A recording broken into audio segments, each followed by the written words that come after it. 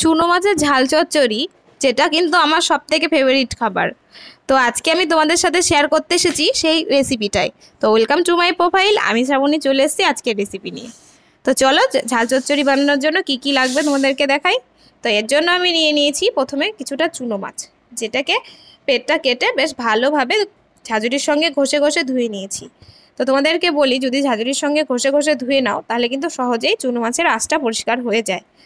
তো এবার আমি এর মধ্যে দিয়ে দিচ্ছি একটু লবণ, একটু হলুদ। লবণ হলুদ দিয়ে এটাকে আমি বেশ ভালোভাবে হাত দিয়ে নেড়েচেড়ে মাখিয়ে নেব।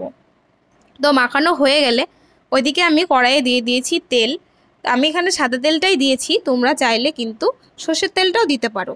তেলটা গরম হয়ে গেলে মাছগুলো আমি এবার আস্তে আস্তে তেলের মধ্যে দিয়ে দেবো। তো কিছুক্ষণ পরেই আমি মাছটা উল্টাবো, নাইলে কিন্তু মাছটা কড়াইয়ের সঙ্গে লেগে যাবে। তো এবার আমি এদিকে কেটে নিয়েছি কিছুটা আলু। তোমরা যদি মনে করো কচু বা বেগুন দেবে সেটাও কিন্তু দিতে পারো, তাতেও কিন্তু টেস্ট হবে। আর বেটে নিয়েছি আদা, জিরে আর কাঁচা লঙ্কা একসঙ্গে। তোমরা চাইলে শুকনো লঙ্কার গুঁড়োও দিতে পারো। কেটে নিয়েছি কিছুটা পেঁয়াজ আর রসুন, আর 4টে কাঁচা লঙ্কা চিড়ে নিয়েছি। তো মাছ আমার দেখো এদিকে ভাজা হয়ে গেছে। অবশ্যই মাছটা কিন্তু লাল করে ভাজতে হবে, নালে কিন্তু অতটা টেস্ট পাবে না। তো চুনো মাছ ভাজাও খেতে কিন্তু খুব ভালো লাগে। তো যেই তেলটা আমার কড়াইয়ে ছিল বাকি, সেই তেলটার মধ্যে আমি দিয়ে দিচ্ছি কুচিয়ে রাখা পেঁয়াজ আর রসুন। এবার এটাকে ভালোভাবে ভেজে নিয়ে তারপর আমি দিয়ে দেবো এর মধ্যে আগে থেকে কেটে রাখা সেই আলুটা। তো আলু, পেঁয়াজ, রসুন ভালোভাবে আমি ভেজে নেব। তারপর একে একে দিয়ে দেবো লবণ, হলুদ আর আগে থেকে বেটে রাখা সেই কাঁচা মশলাটা। তো দেওয়ার পর এটাকে আমি বেশ ভালোভাবে সুন্দর করে কষিয়ে নেব নেড়েচেড়ে অনেকক্ষণ ধরে। তারপর আমি এর ভেতরে দিয়ে দেবো একটু পর্যাপ্ত পরিমাণে জল, আন্দাজ মতন।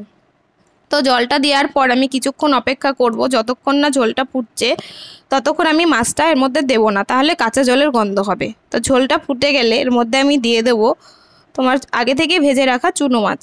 তো দেখো তারপর কিছুক্ষণ ঢাকা দিয়ে রেখে দিয়েছিলাম। তো দেখো আলু, মাছ সবটাই কিন্তু ঝোলে বেশ ভালো মতন সেদ্ধ হয়ে গেছে। এবার আমি এর মধ্যে দিয়ে দেবো আগে থেকে পেস্ট করে রাখা জিরে আর ধনিয়ার গুঁড়ো। এই দুটো কিন্তু দিতেই হবে, নাহলে কিন্তু তরকারিটা চচ্চড়িটা টেস্ট হবে না অত। অবশ্যই কিন্তু জিরে আর ধনিয়ার গুঁড়োটা অ্যাড করবে ভাজা মশলাটা। তারপর দেখো আমার চচ্চড়ি প্রায় হয়েই এসছে। এবার আমি দিয়ে দেবো আগে থেকে চিড়ে রাখা কাঁচা লঙ্কা। কাঁচা লঙ্কা তো দিতেই হবে, না হলে কিন্তু চচ্চড়িটা একটু ঝাল হবে না। তো দেখো আমার ঝাল চচ্চড়ি প্রায় রেডি। এবার আমি এটাকে নেড়েচেড়ে আরেকটা প্লেটে তুলে নেব। তো কলাইয়ের ডালের সঙ্গে যদি এই ঝাল চচ্চড়ি দিয়ে ভাত খাওয়া যায় তাহলে তো একদম মন ভরে যায়। আমি তো খুব ভালোবাসি খেতে। তোমাদের মধ্যে কারা কারা এই ঝাল চচ্চড়িটা খেতে ভালোবাসো আমাকে একটু কমেন্ট বক্সে জানিও। পুরো ভিডিওটা